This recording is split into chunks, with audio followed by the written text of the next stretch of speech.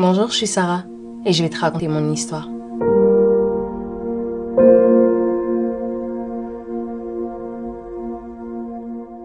Je suis le fruit d'un adultère, c'est-à-dire que mon père était déjà marié quand il a rencontré ma mère. Après de multiples histoires et un drame familial, il a délaissé ça. Ce qui fait que j'ai grandi sans père, uniquement avec ma mère et ses 5 enfants nés d'une précédente union. Ce qui a fait que je n'avais que mes oncles et mon grand frère pour figure paternelle. Ma mère étant seule, elle cumulait énormément de boulot. Mais elle était toujours dans le souci de nous offrir le meilleur. Donc quand elle le pouvait, elle économisait de l'argent et elle m'envoyait en vacances chez sa cousine qui était chère à son cœur. Cette cousine-là habitait dans le sud de la France. C'était vraiment un cadre idyllique.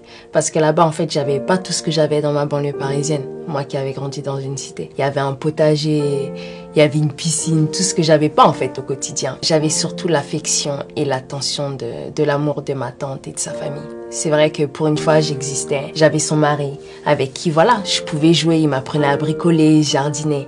En fait, j'avais une relation avec lui que j'avais pas en réalité avec mon père. Et ce que je rêvais au plus profond de moi. Mais c'est vrai que ses intentions envers moi n'étaient pas les mêmes. Parce que il a abusé de moi. C'est-à-dire que ses abus ont commencé petit à petit. Par des jeux, des petits attouchements. Mais en fait, plus je grandissais et plus ces choses-là en fait s'aggravaient. Pour moi au début c'était des choses normales parce que bon, étant petite, faut dire que c'était des choses que je ne connaissais pas. Et c'est des sujets qui sont assez tabous dans ma culture et tout ce qui était autour de moi. Et il me conditionnait bien, dans le sens où... voilà, c'est normal, tout le monde le fait.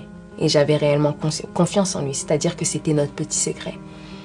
Mais plus je grandissais et je voyais qu'au travers des médias, de la prévention scolaire, c'était des choses qui n'étaient pas normales. Et ça a commencé à me détruire petit à petit.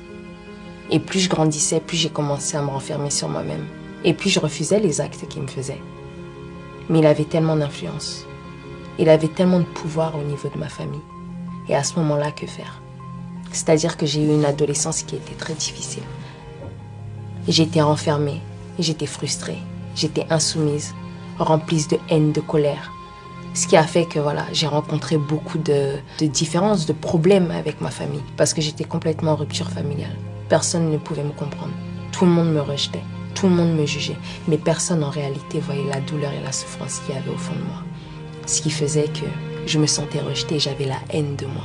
Très vite, je me suis renfermée dans l'alcool, dans la drogue, dans énormément de choses. C'était vraiment pour moi un refuge en fait, parce que je me disais mais qu'est-ce qui peut en fait assouvir à cette douleur en fait, calmer cette douleur, cette haine, ces frustrations qu'il y avait en moi. Et ça a été très difficile pour moi. Et malgré la victoire judiciaire, ça a été pour moi la descente aux enfers. Pourquoi ? Parce que quelques temps après le tribunal, j'ai perdu ma mère. 4 mois après, ma mère est décédée d'un cancer. En étant adolescente, ça a été très compliqué pour moi. Parce que j'ai connu les tentatives de suicide, les hôpitaux psychiatriques, les médicaments. Après tant de souffrances, honnêtement, je savais plus quoi faire. Je me suis juste rappelé en fait que ma mère me parlait souvent d'un Jésus. Je me souvenais des prêches que j'entendais quand j'allais à l'église, quand j'étais petite, parce que bon, j'ai quand même grandi dans la foi chrétienne. Mais ce Jésus-là, pour moi, il me paraissait juste inaccessible en fait. Il pouvait faire dans la vie des autres, mais pas dans la mienne. Et à un moment de ma vie, bon, il est vrai que je me suis tournée vers lui. Mais j'avais une grosse difficulté, c'était d'accepter son amour et d'accepter Dieu en tant que père. Parce que je savais pas ce que c'était avoir un père et l'amour, moi je ne connaissais pas. Et j'étais tellement habituée à la souffrance que j'avais du mal à m'accorder en fait avec sa parole. Je continuais à poursuivre ma vie, à occulter toutes ces blessures et tout ce que j'avais pu vivre en fait. En essayant d'avoir une vie normale, en portant des masques, quand je pouvais bien sûr. Juste au jour où je suis tombée malade. Et on m'a diagnostiqué une fibromyalgie. Cette maladie, on la caractérise par des douleurs musculaires. C'est-à-dire qu'elle t'empêche de marcher, elle t'empêche d'avoir une vie normale. C'est-à-dire, bah voilà, plus de travail, plus de vie sociale, les médicaments, les effets secondaires.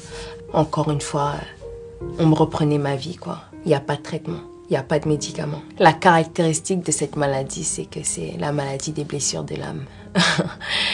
Et là, j'ai compris en fait que Dieu continue encore à me poursuivre en fait, qui continue à me poursuivre pour pouvoir m'aimer.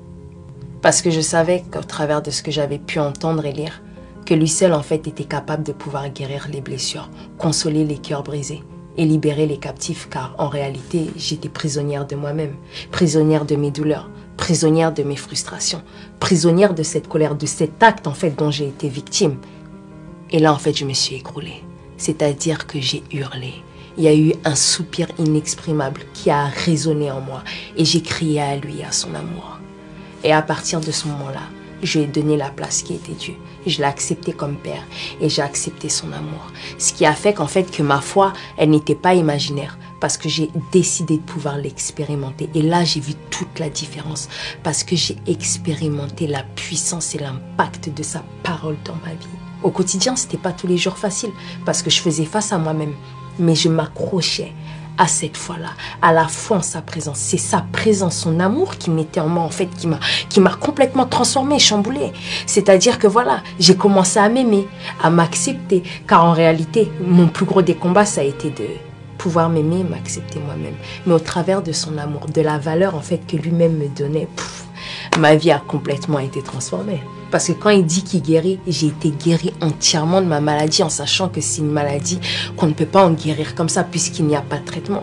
Moi qui n'avais plus de rêve, qui était juste prisonnière de moi-même, qui n'était qu'une boule de haine. Aujourd'hui, ma vie est complètement chamboulée, transformée. Aujourd'hui, je réalise mes rêves.